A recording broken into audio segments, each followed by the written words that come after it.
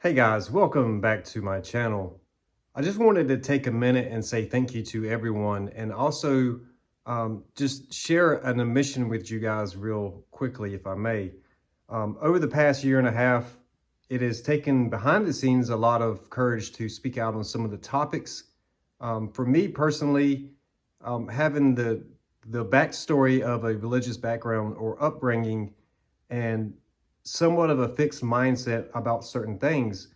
Now, if you are familiar with things like the Akashic Records, the Christ Conscious, there's a whole lot of different aspects to things when you start to go outside of the norm, so to speak. So you start to question a lot of things from that point of view. I often talk about patterns, mainly for setting good patterns, and I often will say things like harmonious or sacred geometry or nature, natural law is always going to have that harmonious way about it because man, with his thinking thought, sometimes thinks that he can do it better than God. So I wanted to really dig in for just a minute of the word gospel. Where did it originate from? And the interesting thing about it, when I started to dig into it, and you can do this for yourself, I found that it is actually God spell, G-O-D spell. So the way my imagination works, I automatically think, well, I am.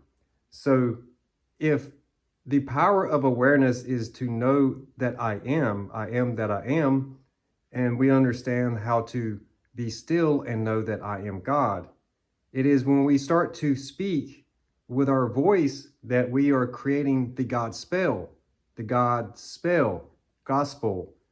Another slight of sound here. So what I want to do is to openly ask you guys to drop some comments below because, you know, there are a lot of people that are really kind of fixed into seeing things a certain way, and they will reject anything on the outside of that. There is almost like this hard shell programming that will not allow people to think outside of the box.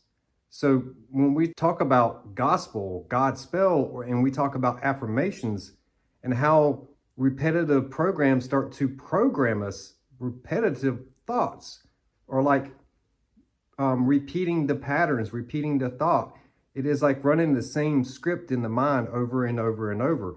So when we start to look at the pattern of humanity, the pattern of civilization, and we start to see that there were a lot of repeating patterns, that a lot of these stories have been translated, retold, and there has been a touch of each person's own personality added into all of these different stories, then we start to see that a lot of times we are saying the same thing, and a lot of times we are disagreeing about something that is really the same thing. It is the presentation, the approach, it is how it is presented to one another that we either accept or we reject. So that is really what I want to ask you guys is, have you faced that in your own life where you felt like a certain belief system was just really kind of jarring, or either you presenting your point of view was not met well or came with a lot of resistance? So likewise, you know, for me, my point of view is like getting up here and saying some of these things, like even knowing that certain family members or friends might not agree with what I say and how I present it. But for me, it's real. So that is that personal choice that everyone has to make. I don't want to try to prove or convert anyone. I'm just speaking about my own life experience, seeing things through my imagination. So I kind of see things as an open book of creation. And honestly, if I am creating the reality for myself and everybody else is creating the reality for themselves, then the power of I am from the internal first person point of view really is where the God spell comes from. Let there be light. And there was light. So these 7 days of creation, the sixth sense, the 5 senses giving us 5 dimensions of sensory input, the 2 physical eyes, and then the mind's eye, which is the 3rd eye. So there's a lot of internal workings in the Bible that we don't ever really focus on because we have been told to read the story in a certain format, and our perception and focus on that story does not allow us to see the depth that really lies deeper below some of these things, like the origin of some of these words. When we start to understand where the words come from, then we start to see the story in a different way. And that is very interesting, especially for me to have that self-realization, because even questioning simple things sometimes will allow us to see a different point of view. Now, when it comes to the gospel itself, when it comes to all of these things, they are accounts. And I know that some people they have that know-it-all, right? They can't help it.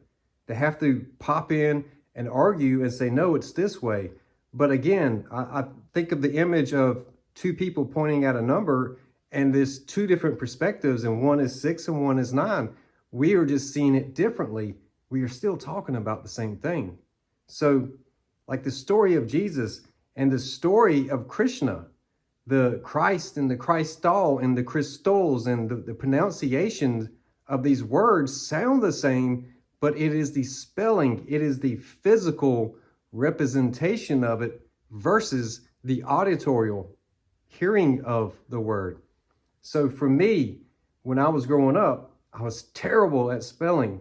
The whole idea of hidden letters, the whole idea of the I before the E and so on and so forth, it really was hard for me to grasp. And so I was one of those type people that was a hands-on type person. And if I couldn't take something apart and see it for myself, then it was hard for me to grasp, because it was somehow you couldn't make it real to me. And it was hard for me to really conform to certain things. And for many years, I felt like it was almost a disability. But when I finally started to embrace it in a way that was working for me, just because somebody else can't see it, allowed themselves to face the inner questions from within and instead take on the common core beliefs of things on the outside. I also realized that as children, the first 7 years of our life, we were highly impressionable because our brain waves are still in a lot of the theta range, which is imagination. So a kid does not have much trouble pretending to be a doctor, pretending to be just like dad, I'm a cop, a firefighter. So the kid really easily kind of goes into that play mode and into the characters, and there's not a whole lot of overthinking.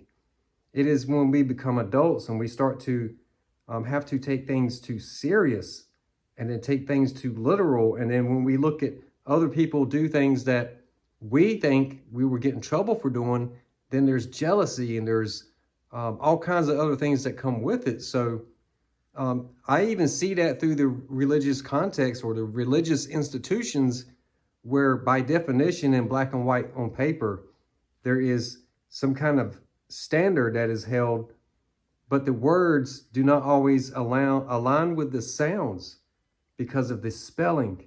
So there is absolutely, when it comes to pronunciation, it distorts the sound. And that's why I personally feel like there are so many people who internally have so many things that are just twisted like that Rubik's Cube.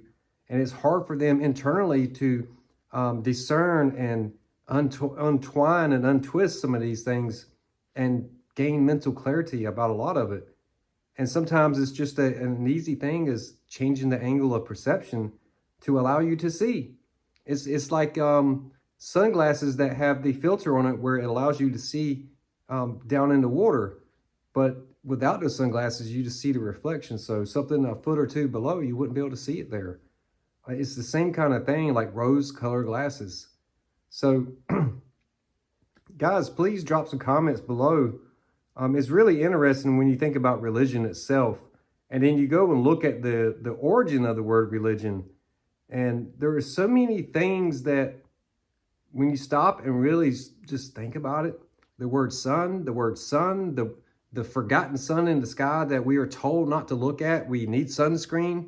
Don't look into the sun. They play with the hours of the day, shifting in an hour this way, shifting an hour this way. And our circadian rhythm, our natural rhythm of life is thrown off. And then they mess with the calendars and they throw off the calendars, and that even further throws off our circadian rhythms. So when we start to really observe things from a logical point with our emotions set to the side for just a minute, we start to see a different thing. So guys, drop something below. Let me know what you're thinking. I really do appreciate it. And I really appreciate all of you guys. I'm very grateful for all the support. I couldn't do it without you guys. Thank you.